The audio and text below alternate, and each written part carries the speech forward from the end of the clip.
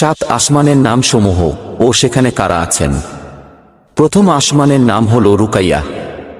এ আসমানে সমগ্র মানবজাতির আদিপিতা হযরত আদম আলাইহিস সালাম আছেন। দ্বিতীয় আসমানের নাম হল ফায়দুম বা মাউন। এ আসমানে হযরত ইয়াহিয়া আলাইহিস সালাম ও খ্রিস্টান সম্প্রদায়ের প্রবর্তক হযরত ঈসা আলাইহিস সালাম আছেন। তৃতীয় আসমানের নাম হল মালাকুত বা হারিজুন।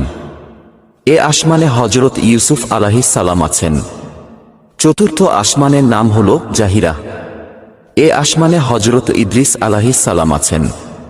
পঞ্চম আসমানের নাম হল মুজাইনা বা মুসাহারাত। এ আসমানে হযরত হারুন আলাইহিস সালাম আছেন। ষষ্ঠ আসমানের নাম হল খালিসা। এ আসমানে ইহুদি ধর্ম প্রবর্তক হযরত মুসা আলাইহিস সালাম আছেন।